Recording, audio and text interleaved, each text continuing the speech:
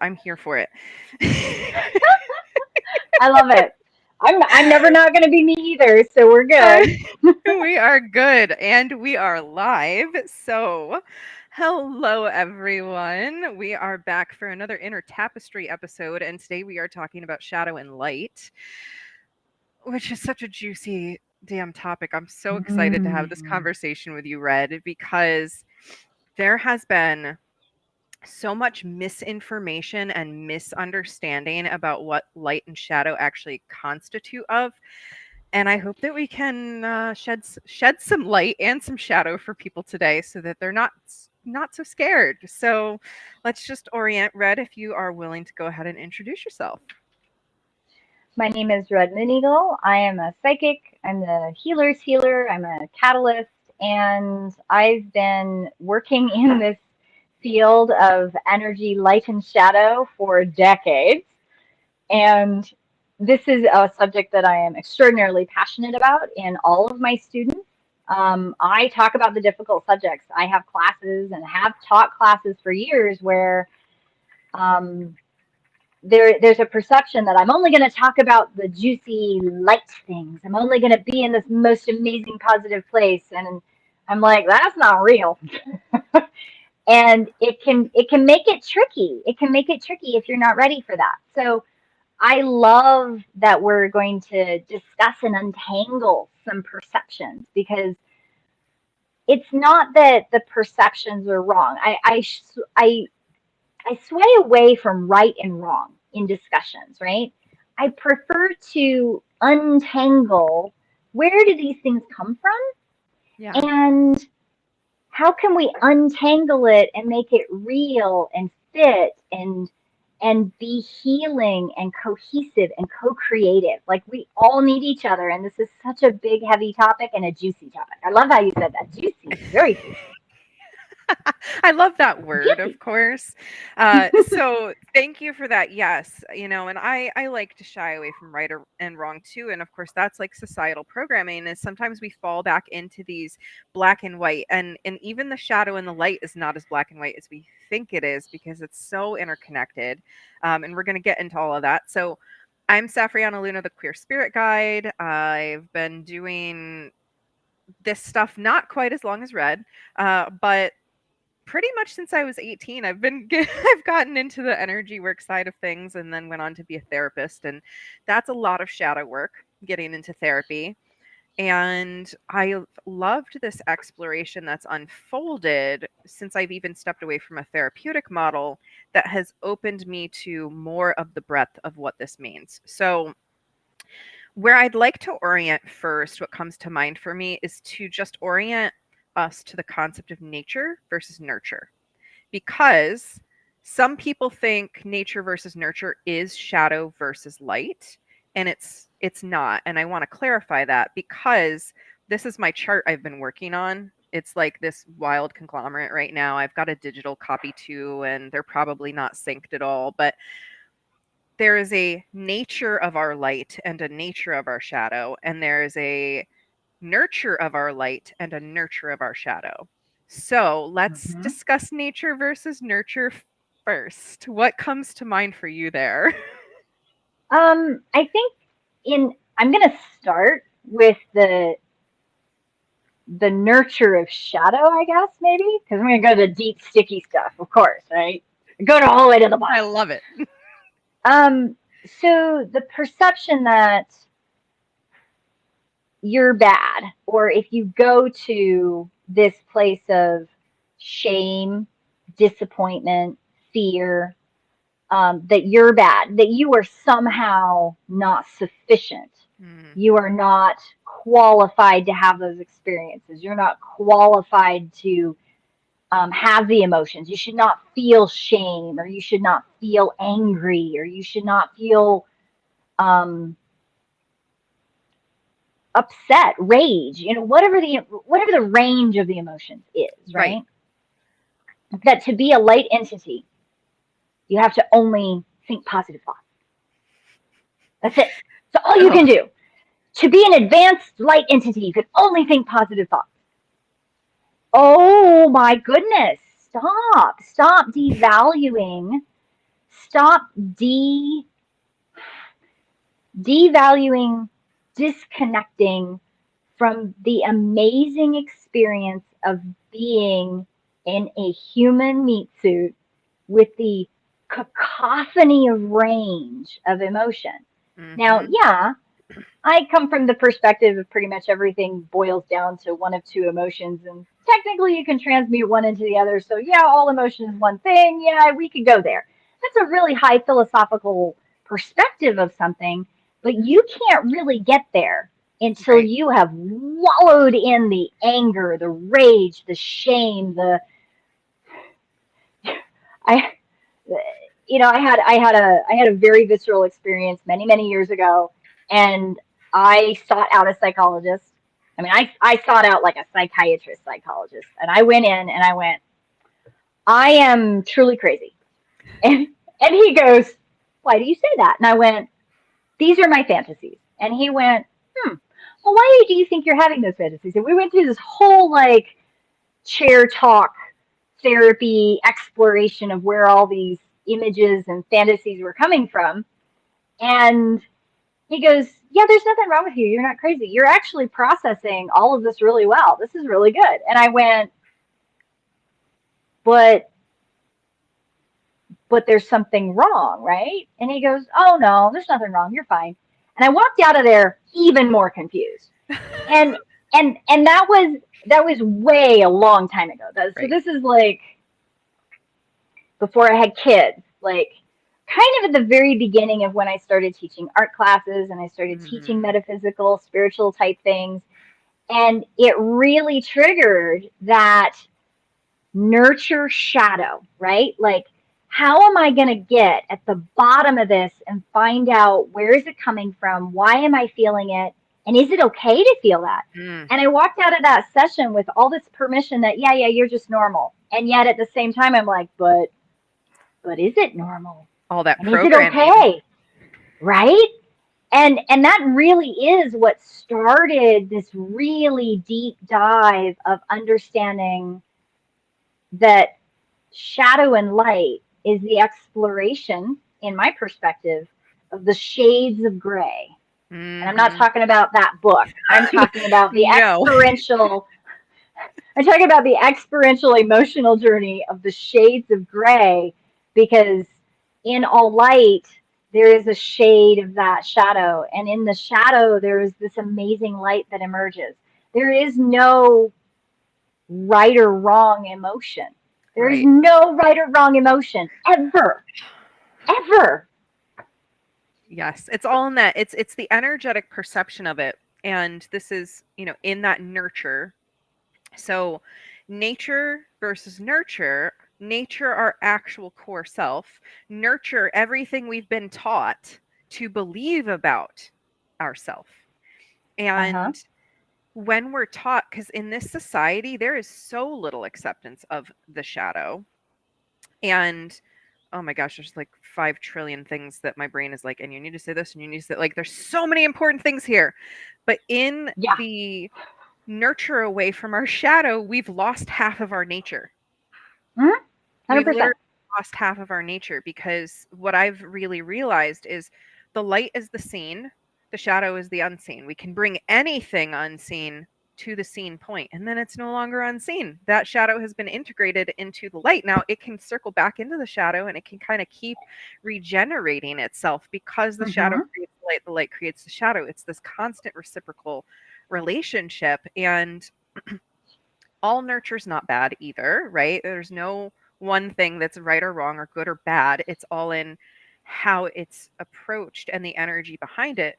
A majority of our nurture came from a place of shame and fear and scarcity, or like, if you don't do this, you're not going to fit in. And so we just kind of cut off, because we, of course, we wanted to fit in. Of course, we wanted to show up and be loved and accepted. So we cut off some of our light selves too, some of our seen qualities of our nature, and we basically exiled it into the shadow,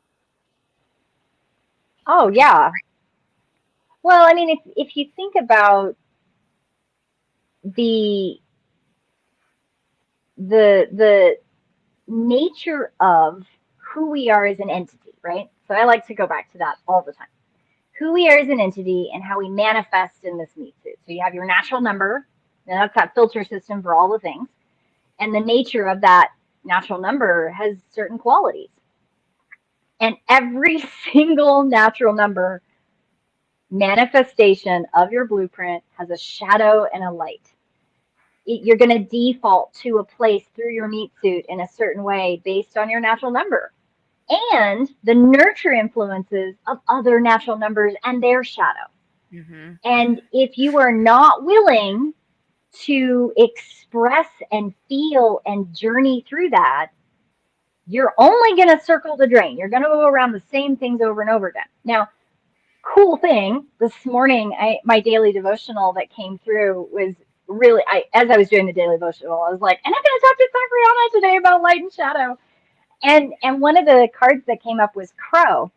And Crow is an amazing creature that brings us layers of truth, right? Crow wants you to speak your truth, say your truth through your experience of your truth, and will teach you the lessons of that truth little bit by little bit, right? So, like, I use the analogy of going to school and learning math. You don't go to first grade and learn calculus. Well, rarely, right? Generally speaking, you learn addition, subtraction, multiplication, division, and then you start adding letters to it, and it gets really convoluted. At least it does for me. Same. Right? So it's the same thing with shadow and light. It's the same thing. You express a piece of that shadow. You explore it. You wallow in it. You experience it. And you go, I figured it out. It's great. And then you go around the corner and there it is again. And you're like, I thought I did that. I just went through this. But it's deeper. It's deeper and it's more subtle, or it's more slam you in your face, or, oh, you did this? Great. Now we're going to give you the next algebra problem, right? Like, now we're going to add X's and Y's and A's and B's and parentheses in it. Like, and shadow and light exploration is a layer cake. And the Crow brings us that. Like, that's what came through this morning. And I talked about that. Yeah. And when you're looking at nature of shadow and nurture of shadow and nature and nurture of light, if you're only willing to look at the light, you miss the depth and breadth of the potentiality that you bring as an entity into this meat suit experience. Yes. You just literally cut off your legs and wandering around wondering why you're shorter than everybody else. Yes. Like, stand up. Like, yes. Stand up. Yes. And, you know, when I've been going through making my beautiful, messy chart right here. I love that. The light and the shadow also corresponds to masculine and feminine energy. And society is not doing great with our understanding of masculinity and femininity, and we tie it overly into genitals, or we tie it overly into one archetypal way of being and not the breadth of it. So I don't even want to get into that, except to say that the shadow being the feminine and society really not doing well with the feminine right now at all. Also is indicative of why we have this relationship with the shadow where we're like, no, I don't want to look at that. And what we're missing there is we're missing our capacity to receive. We're missing our capacity to step into our subconscious and to receive. We're missing our ability to be rather than do and have to be productive and to be moving, because that's what the light is. Even in nature, even when it's aligned, the light is still mostly about action. It's mostly about giving. And so if we're like, nope, shadow's just not for me, nature, nurture, don't care, right? Then we're missing this level of human experience. That's, the legs literally cut out from under us. Oh, yeah. This is some of the depth of where we could go with it. So I'll just touch a little bit. But if you're looking at the legends in different parts of the world, right? The mythos and the undercurrent of the lessons of our ancestors. Different parts of the world look at the different celestial bodies with different masculine and feminine, right? Mm-hmm. So you can look at it from those different lenses. And I go also back to, because of some of the legends that I grew up with as a kiddo, like, of course, I'm going to resonate very much sun, father, mother, moon, right? Mm-hmm. And that's shadow. But if you think about it a little bit more deeply, you see that the moon has the face which is bright. Bright is a reflection of that sun, in the sense that, not a reflection of the masculine, but she has an aspect of that strength and that masculinity.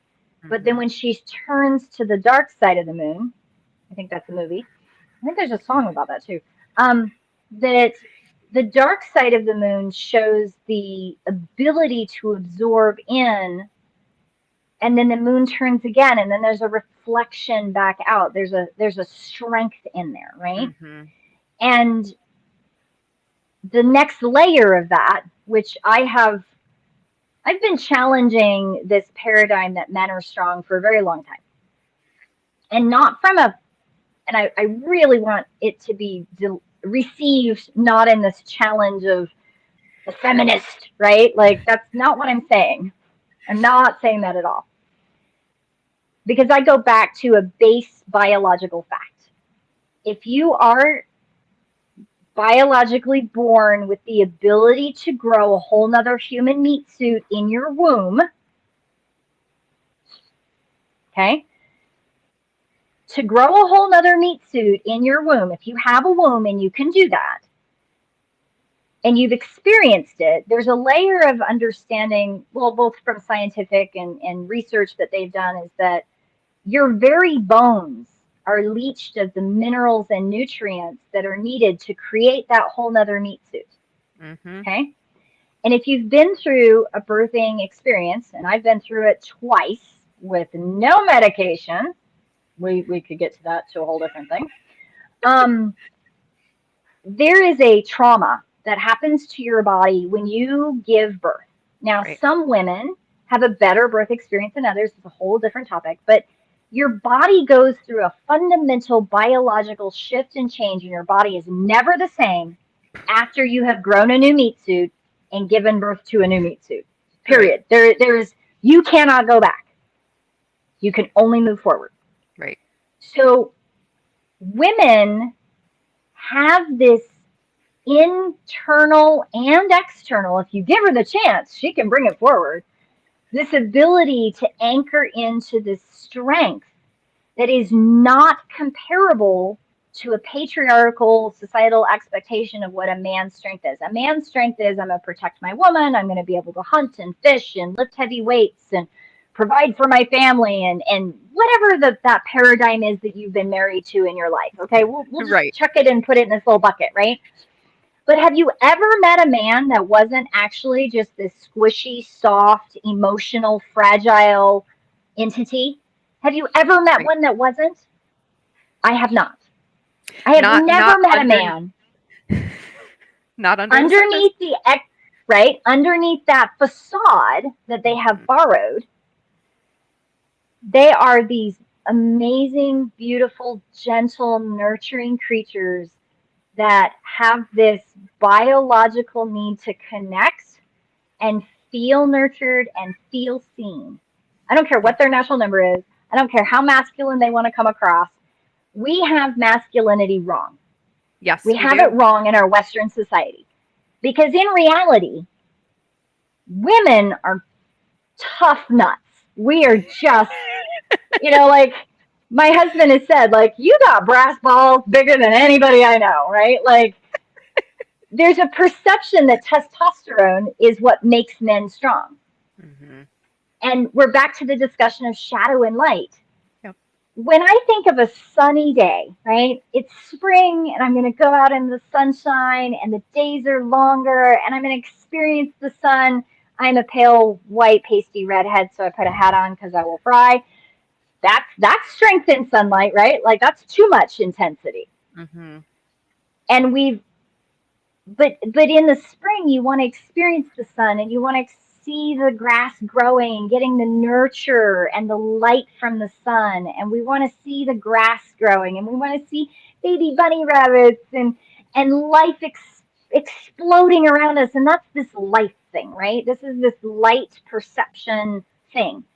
But have you ever stood outside in August in a field with no trees and it's hot and it's roasting the ground around me and I'm dying, right? Like, can you tell I don't do Right. deserts very well? Anyway, so we've taken this light image of masculinity, of nurture, and we have over intensified it to that the idea of masculinity is, instead of this amazing, soft, squishy, connecting, masculine, nurturing energy that is there underneath, but we've turned it into a 500-degree roasting experience, and it's Yes. overwhelming, and there's no realm to see the shadow, there's no realm to bring forward the softness Mm-hmm. of that light. Yeah. We don't allow it, and we then look at women and go, we don't want you to shine any of your light. Because there's too much out here already. It's too hot. No, thank you. It's Right? too hot, right? Like, god forbid, we don't want any more of that. Yeah. Oh my There's gosh. no balance. The balance of shadow and light is twisted. It's become a place of power and control, and not an experiential connection between two human beings, entities who are living the human experience. And it's turned into this whole other thing. Yeah. And I embrace my brass balls, darn it. I Yeah. embrace them. That's it's the we all have both of these dualities within us. And when Yes. we're trying to Oh my fit one side of the spectrum in extreme, we're missing out on the other half. Now, we're not most of us are probably not perfectly 50-50, right? We're God. Nope. 75-25 or 30-70, or something unique Yeah. to us. But none of us Mhm. are 100-0.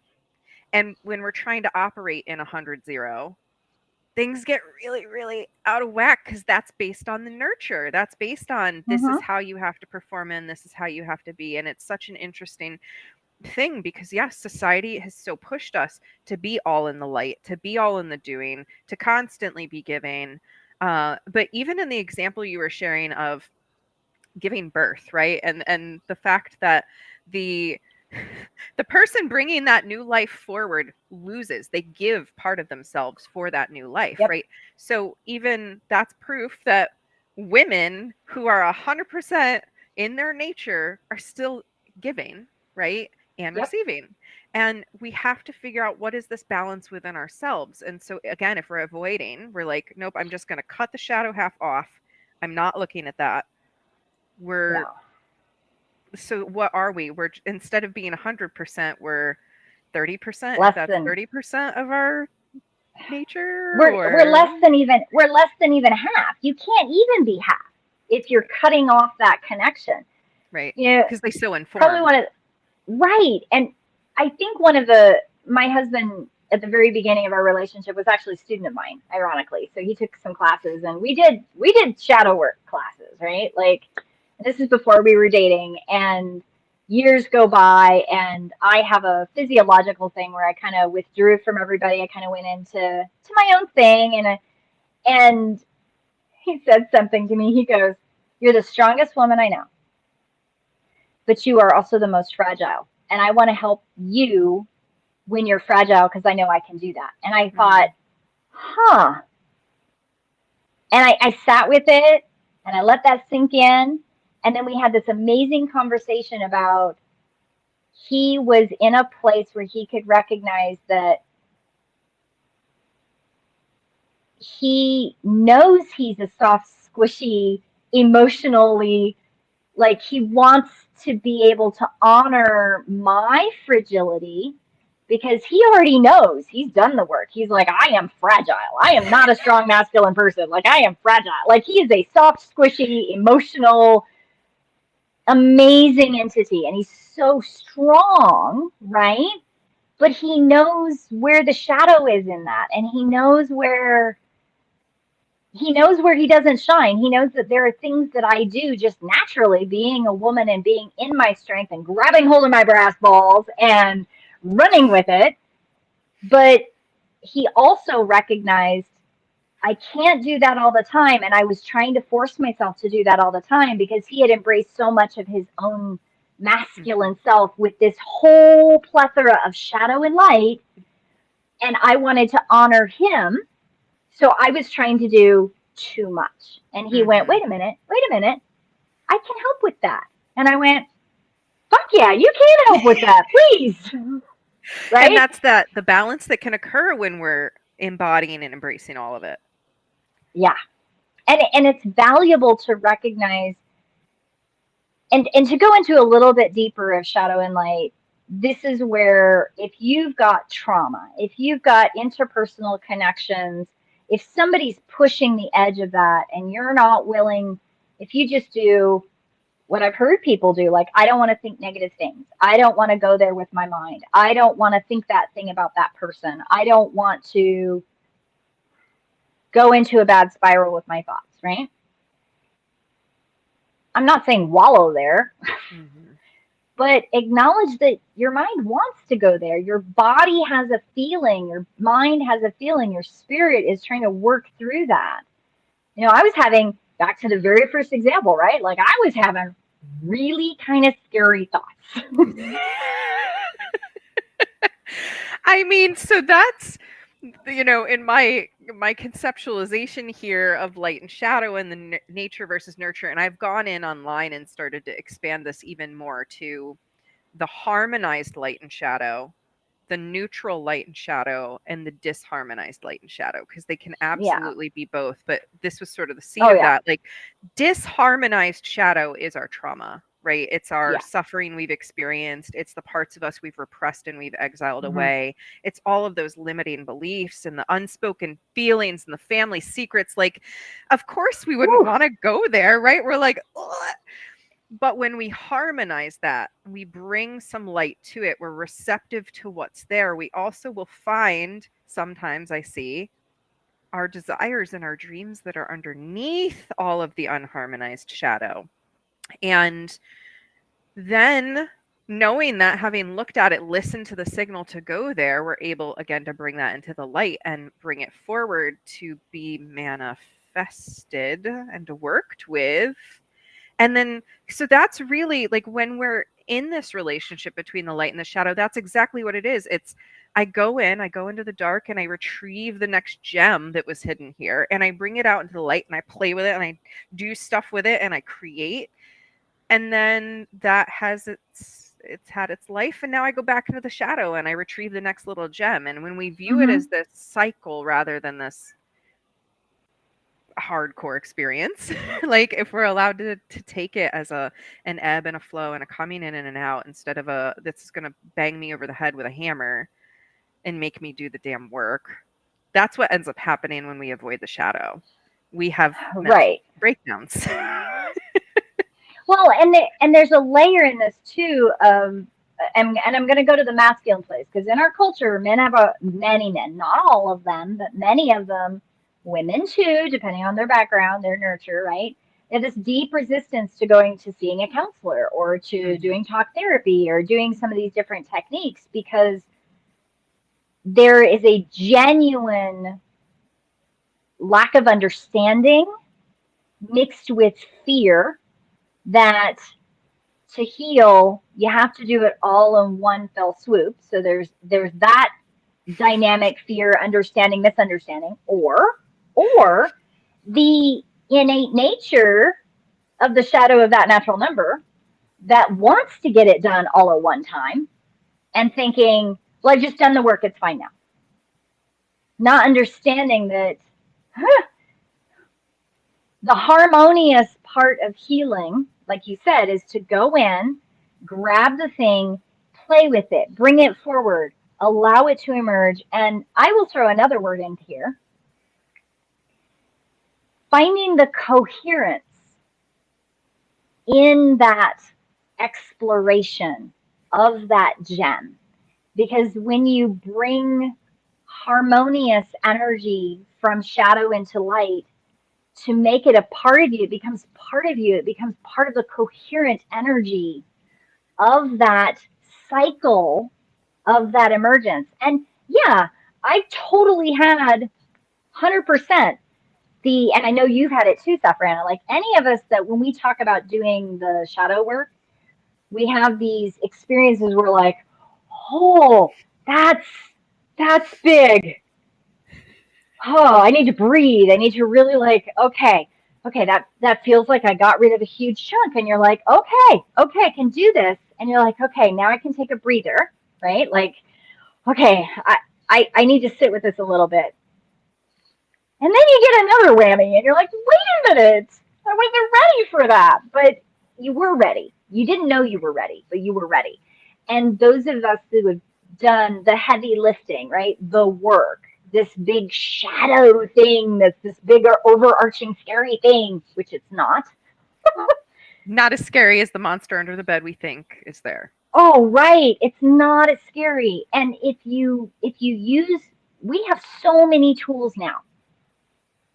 Like when I started teaching shadow stuff, all I knew how to do to teach shadow stuff was look at the myths and legends of the moon and the goddess images and the boy father sage images from many of the Western European. But then I also integrated things like um, Turtle Island and Mother Spider, Grandmother Spider, and some of and I used a lot of like coyote stories because coyote is all about shadow work. Coyote is the trickster, and there's misunderstandings about where some of these legends come from, like the big monster under the bed, like some of the older Sasquatch from different legends. The Sasquatch is this big, scary, horrible, he's going to eat your children thing, but yet, but yet, there's this, in Western mythos, we've made it something else, right? But and in some native legends, Sasquatch is the big brother, the teacher, right? So if you look at all these myths and legends about fathers eating their young and the trickster is going to trick you into doing this horrible thing, there's a shadow lesson in every single one of them. It's not a story to make you afraid of something. Every single one of these legends and stories of the big scary monster under the bed, right, it's never about what you, from Western perspective of the black and white, right? That this is clearly the lesson in here, right? Mm-hmm. I mean, I've done a lot of study of philosophy, so of course I've studied Plato and Socrates, and like I've done the deep dive into the old Greek, Roman, and even some of the Egyptian philosophies and stuff. And the thing, when you look at these stories, they all have a shadow lesson. They all have that piece. So when I started teaching shadow work, that's all I had access to. Now the paradigm, we have done research, we have brain science, we understand more about why sleep is important, and we understand more about why hydration is important. We understand the physical body in a way that has taken some of the Eastern understanding of medicine, the Western understanding of medicine, and proven the theories, right? We've proven the theories of how things are working. So we now have more tools. We don't just have the stories. We now have a little bit of science to back up what these stories of how to work through shadow and light have been telling us for Right. eons. And so when people are resisting counseling or they're resisting EMDR or dialectical behavior therapy or talk therapy or all these different tools, right? Or, you know, meditation or breathing or whatever it is, right? Like they're resisting the fundamental tools that have always been there, and they're resisting the science that's proving it to be the tool that's been here the whole time. Mm-hmm. And the resistance is their fear. And it's okay to be resistant if you can acknowledge that you're afraid. That's always the first step. Yep, I know that one inside and out. It's like my partner I live with sees this all the time. Like I do everything scared. Every time I'm about to go live, I'm shaking. Every time I'm about to get on stage, I'm shaking. Every time I sit down to write, I'm shaking. Like I have this fear that just comes with me. It's my little buddy. And since I've stopped ignoring it, it doesn't stop me from doing the thing anymore. That's the thing. When I Right. was trying to ignore it, I just wouldn't write, or I just wouldn't get on live, or I just wouldn't speak on stage. Yes. Now that I've Oh my acknowledged God. the Yeah. shadow of the fear is there, I'm just like, all right, buddy, let's go. We're Yeah. just gonna go. You're gonna go, and I'm doing this because it's like a little kid, right? This little scared kid, and I'm Mm-hmm. just like, okay, I can do it while you're shaking against me. That's fine. And Yeah.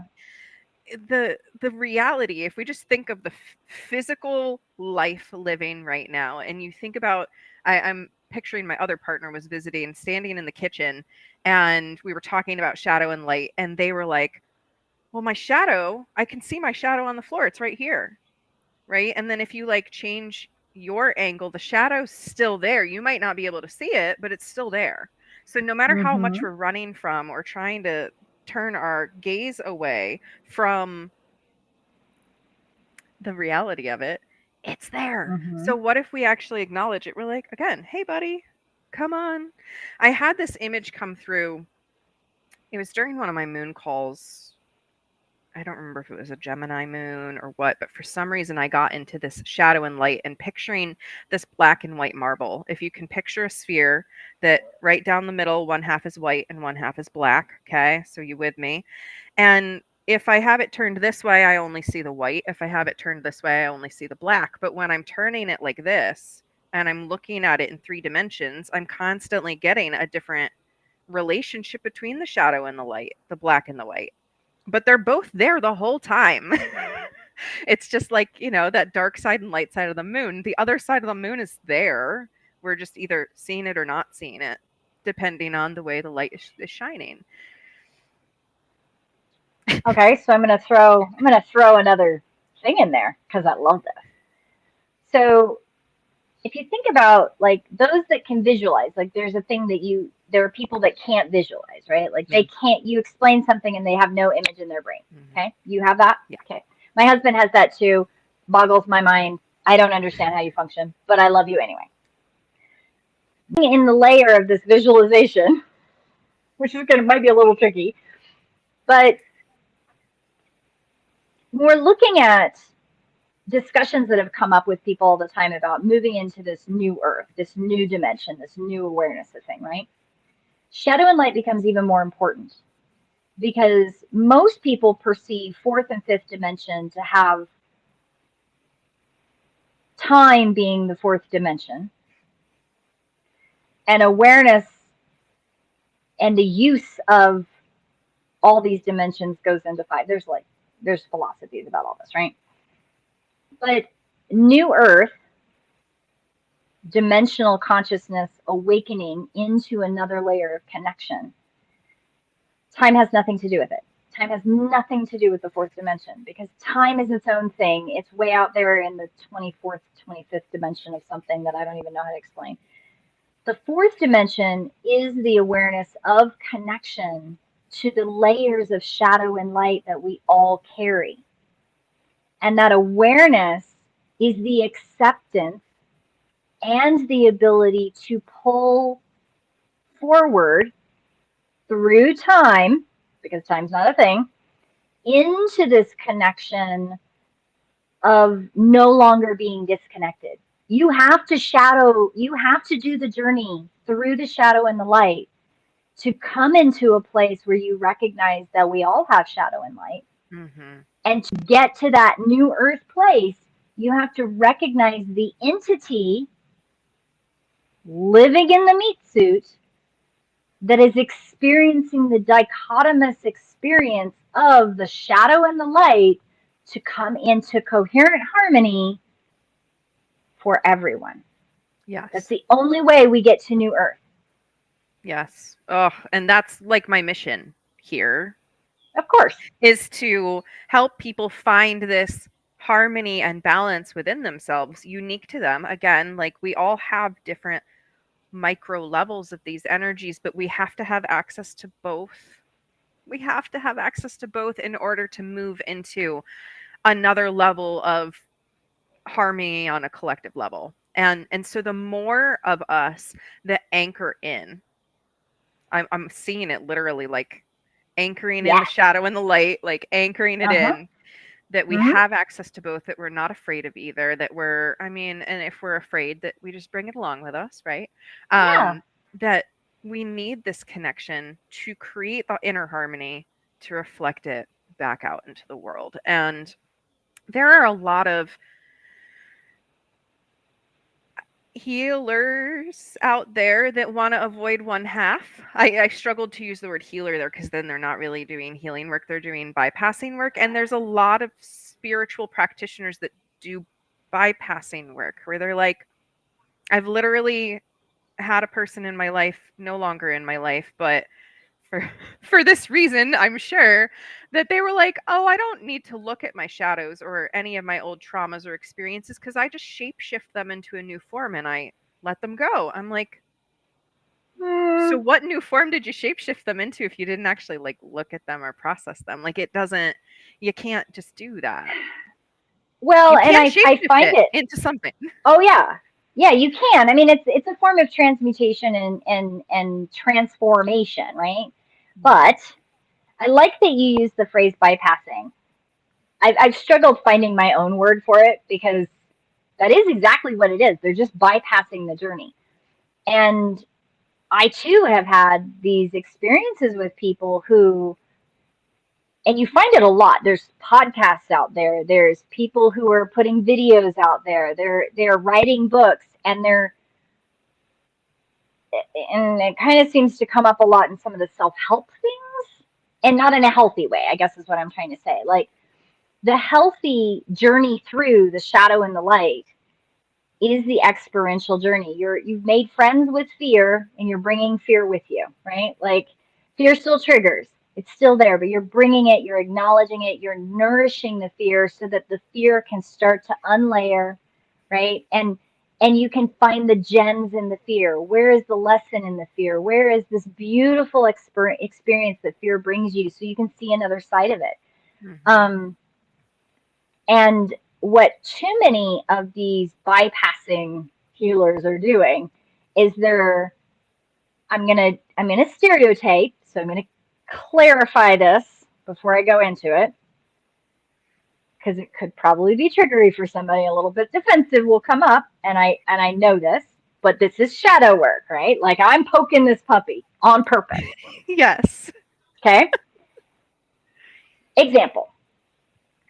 I'm going to take a couple stories and make them into one. So this person is a healer, and she talks to angels only. She's only going to talk to angel entities. That's it. That's all she's going to do. She's only going to pull from the Bible. She's only going to go with Jesus and God. She's only going to talk about the way Jesus wants us to live. You see where I'm going here? Like this is a very specific, and she's accepted that her primary guide is the Archangel Michael, and he slews out, pulls his flaming sword and knocks all of the demons out of people's bodies.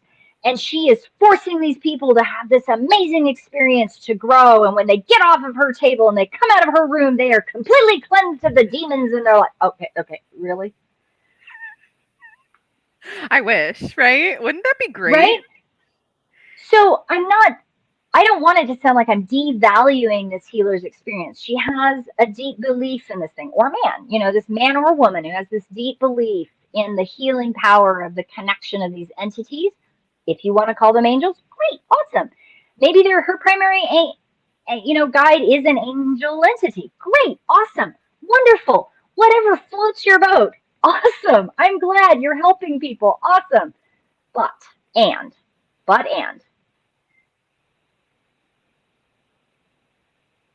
the person on your table that has had this experiential experience of having the demons sloon, I don't even have the proper verb for that, out of their body, right? Like you've excised the demons.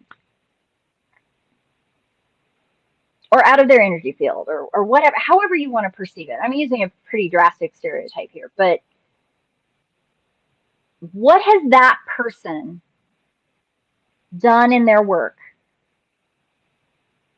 to help them understand whatever happened?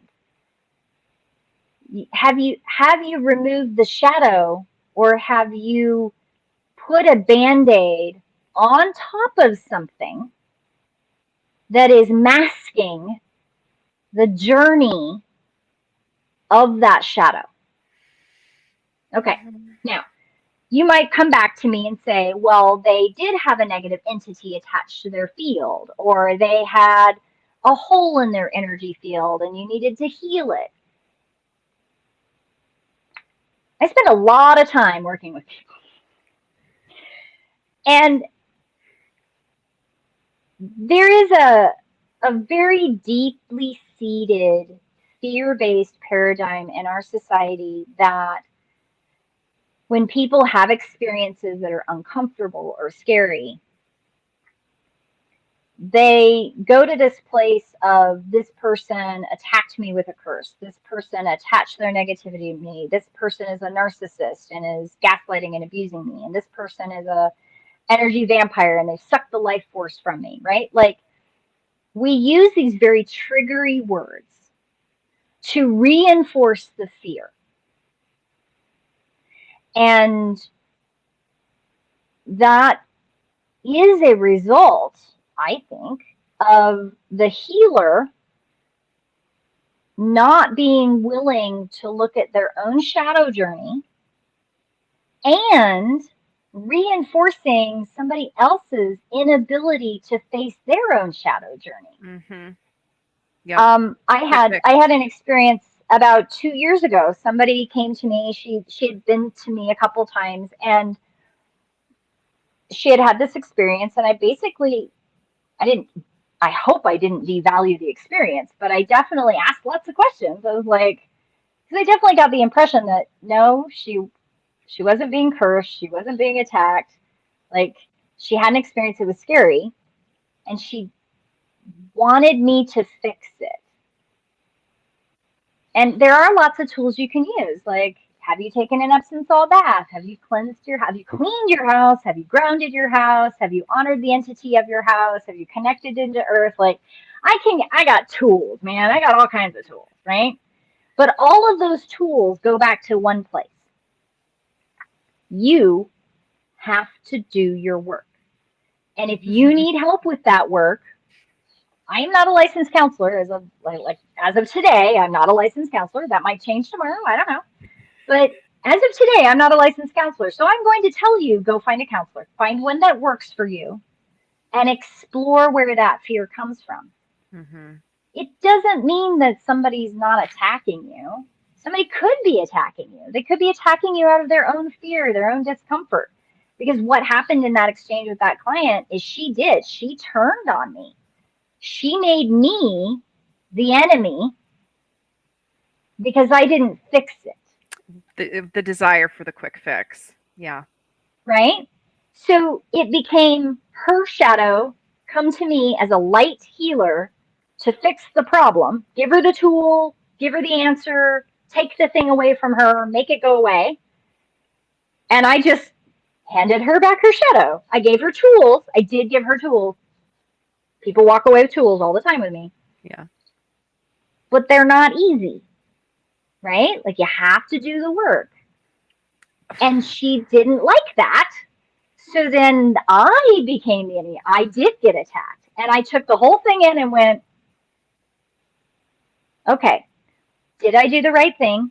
Did I walk through the steps? Why do I feel this way? What is my shadow response to that attack? Right? Like, I did my work. I really sat in that. And my husband will tell you that was awful for me. I was a mess for about a week. I felt so guilty and so like, oh my God, I just wanted to help. And you did. Why did it turn out this way? And what's happening? And like, I took good notes and I gave all these tools. Like, I walked through my shadow. And in walking through my own shadow, I came to that place of grace, that place of peace, that place of finding the beautiful gem in the lesson, going, yeah. And you knew, Red, you knew when she walked in the door and started talking that she was going to have a hard time with this. And you did what you always do. You just gave it back. You did it as gentle as you could. But the one thing I didn't do is ask her, are you ready to deal with the shadow of this? Because if Right. you're not ready to deal with the shadow of this, I will not be able to help you. Here's your money back. Go out, back out the door. Like, Yes. right? I didn't do that. That was my lesson. That's my shadow experience. That's me learning. That's me going, thank you, universe, for bringing me that. Yes. I still feel bad about the experience, clearly, right? Clearly, there's a little bit of me that still wishes that I could have helped, but I also honor that woman's journey and where she was, and I honor the gift that she brought me through her shadow to lead me to my own shadow and lead me from the shadow into the light to be able to use that to bring light and the shadow lesson to the next client. And healers do that. Yes. If healers are not doing that, they're not healing and they're not helping you. Mm. And I don't know. Yes, like if you have a healer who is unwilling to look at their own shadow, it's not a great sign. It's a red flag because again, you are a whole entity. You are the black and white marble. You have both halves. If you're only looking at one or the other, you are missing half the picture. Well, you're multidimensional, right? So you're a Yes. multidimensional, quantumly connected entity living inside a meat suit. Your meat suit perspective is the dark and light marble. That's your meat suit perspective. You, as a multidimensional, quantumly connected entity, understands the facet of the next dimension of where you could possibly go. But it's a really big thing. I'm totally talking in natural number 9 language, and I understand that. Yeah. I'm like, yeah, I get you. And the other 90% of people are like, what? What? So from natural number 1, I'll say it differently. I'll just address the natural numbers. How about I do this? And Safrianna, you can help me with this. So natural number 1 understands we're all divinely connected.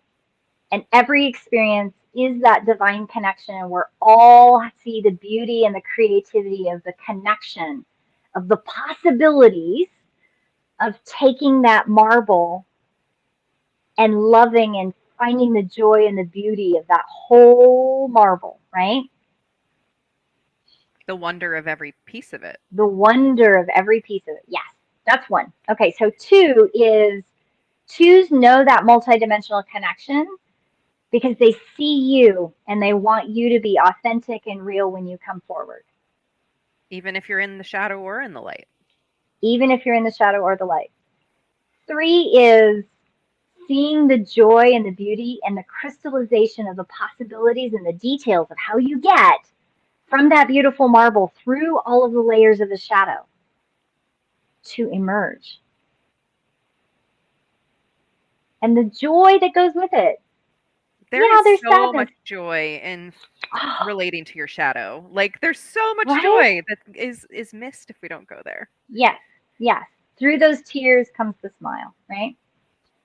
4 is natural number 4 is all about the threads of connection we have with each other, and that there's a rhythm and there's a pace that has to be authentic to you in that journey. And if you're not going to bring that authentic connection forward as a multidimensional, quantumly connected entity, you're not going to get through all the marble. You're just not going to get there. But Yeah. 4 is about honoring the pace, and your pace is going to be different than my pace. Yeah. Every And four blueprint is different. four really can honor the depth of the The shadow. depth. going Yes, into. We all the don't have way to in. fear the emotion or the stuff under the Yes, surface. yes. 5 is seeing all the interconnected pieces, all of the players on the stage, and the web, the connections of the pieces and the connections of the shadow and the light. And once you point out, and once that 5 understands the depth of the shadow, where the shadow needs to be, where the light is, they will follow the threads, and they will follow them all the way to the end because they want to have that completion of following that web. Man, a 5 that could teach the framework of shadow and light could really, really make sense of it Right? for a lot of people. Because 5s also can perceive the multidimensional quality Hmm. from a patterning perspective, Hmm. right? They might struggle depending on the feeling part of it, but they understand and they can intellectually like get there, right? 6, 6 is all about getting past the fear. A 6 has to get past the fear to see the potentiality of the love and the drive forward to do the thing. 6s can do this. And they can also look at the energy of the shadow or look at the energy of the light in front of them, whatever that thing is, and they can go, I need to pull back a little bit. That's a little much. Okay, I'm ready to go forward. Oh, nope, I'm pulling back a little bit. They can do that because it's the energy of what's alive through the journey of the shadow and the light. They have the potentiality to create their own momentum in that journey. Like they Hmm. can do that. That's an amazing thing about 6. They can push and they can pull through And that. they can pluck. They can say, "Oh, Yeah. this is the Oh, part of the this is shadow that important. you want to look at. Here's the gem. Whew, here it is. Woo! That was Yes, alive. here it Pluck. is. Here you Yes, go." yes. Oh, and the joy that comes from that, that energy is just amazing. Um, 7 is seeing the vastness of the journey, seeing the vastness of the shadow and the light, and understanding that it is a lifelong journey. This is not something I will never perfect my shadow and light journey, Nope. and neither will you. I don't care how guru you think you are. I don't care.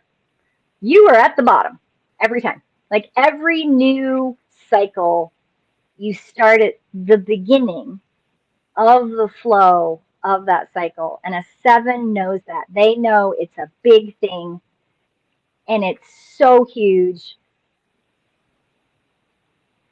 And they know they bring the knowingness of let's take this bite and let's take this bite and let's take this bite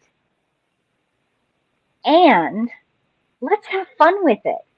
Let's find the fun. Let's find the play in that journey. They can bring us all to that. Yeah, the infinite possibilities of how we can play and dance in the shadow and light too.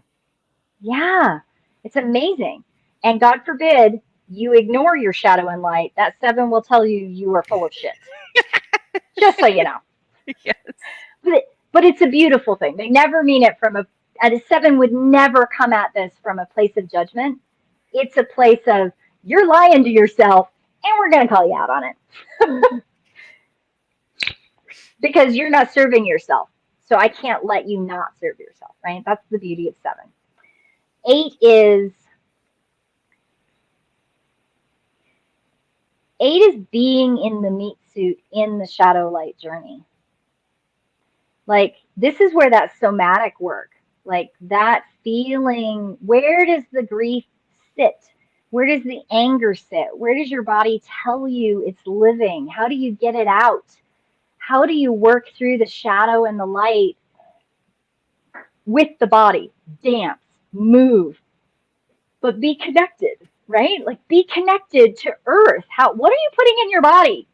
what is it that you're putting in your body that gets in the way of you exploring the shadow and the light? What are you ignoring in your Mm. body that brings that next beautiful gem forward? And there's a pace in this. Sometimes you have to move really quick, and your body needs to be prepared to move really quick. But sometimes you're trying to force your body to move really quick, and you really need to slow down, and you need a plan, and you need a safety net to work through that part of the shadow and light journey. Mm-hmm. An 8 brings us that knowingness, Yeah, that and felt knowingness. that felt knowingness that every shadow and light has its own pace and has its own needs. Like, And its own I mean, impact. thank you. Its own impact. Yes, very much so. Um, and then 9,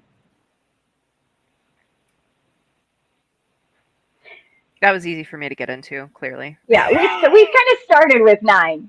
9 is the multidimensional knowingness, the connection, knowing that it is a quantumly connected multidimensional experience, even though the natural numbers tell us it's all in this plane, right? But we are emerging into the next plane. So to really understand that, you have to be able to get into all 9, right? You have to understand what each natural number teaches us to truly transform the shadow into in the light and the light into shadow and gain all of the experiences from that to touch on that quantum connection Mm. and make that a part of your life, your experiential life, day in and day out, every moment, moving from one moment to the next, because time really doesn't exist. And, and I'll use a terrible example. Somebody asked me recently, she goes, Red, you never get angry. And I went, oh my God, that's like disavowing half of my life. I'm angry about all kinds of shit all the time. But her perception, right, is, and we had to talk about it, like she's learned to use new language. And the new language was, oh, what I'm, because she's an empath, right? So empaths feel other people's emotions. And of course I'm angry, but I'm angry, sad, happy, accepting, bliss, happy, sad, angry, blissful, blissful, happy, angry, frustrated, sad, confused, shamed, disappointed, afraid. Like I go through all the cycle of all the things Mm-hmm. like this. Yeah. And from her empathic place of being afraid of her shadow, she interpreted that as, I don't get angry. I'm like, are you sure about that? Because there is something that happens when we come into cohesion, coherence, and in harmony with the shadow and the light. The cohesive harmony that comes from allowing yourself to experience the shadow and light of every moment and every experience can appear, because it's an appearance, it can appear to those who are afraid of shadow work as though you have all your shit together. Right. Spoiler alert, none of us do. Like, that is the No, reality. Anyone fuck that no. pretends otherwise is not, they're avoiding. It's avoidance. That's really, really what it is. So, Yeah, there's so much that can be talked about here and so much that can be broken down with this. And I'm just feeling called to take a moment to drop in as we wrap this up and call in if you're ready to face your shadow, if you feel like you have not been able to face it before, to activate a level of gentleness for yourself here, to receive these words and these codes and know that you're allowed to, it doesn't have to be hard and grueling and impossible. You've just led yourself to believe that it had to be that way because of the nurture of society, the avoidance of society. And there is beauty and there is bliss in the shadow too. And so, if you are willing, you can claim this now for yourself. You can claim this willingness and this ability to look into your shadow, to go in to greet it. You can activate this at any time that you choose. It is a matter of belief that you need to cut off your shadow. So if you choose from this moment forward, you can choose to believe that you can look and you can see what's there and you can go in and retrieve all of the gems that are waiting for you. And I know it can be very scary. I know all about fear. But when you walk in with your fear like that little child held to your chest, about halfway through the work, that little kid is going to run off and go find Mhm. something to play with, and they're not going to be there anymore. So, Mhm. you can do this. We believe in you. We see you. We love you. And Mm. I just love Red. I just want to say very quickly that I love this whole time you've been talking. You've been beaming light off of your fingers. So it's I, just I, been fun. I don't I don't see what you see. My camera, I can see that like there's ironically, right? Like the dark side of the room is the shadow and I have the sunlight coming in the window and I when I set it up I was like, I can't get it to like even out. And I went, apparently this is the way it's gonna be. And you've just been sending little light beams this whole time. So I love that. I love you as always. I love Thank you too, you Safrianna. to those of you who watched, whether you watched live or in the replay. Shout out to Kelly who says, I need to face my fears. Yeah. We see you. We're in support of you. Yes. And yeah, we're just here to cheer you on, to do the blueprint work with you. If you need a guide through the process, both Red and I do our own type of work with that. And we're just here to cheer you on. So thank you. 100%. Thank you so much. Absolutely. All You're right. amazing, Safrianna. Thank you. Until next time, we'll be back in another week to have another In another week. conversation. Bye for now.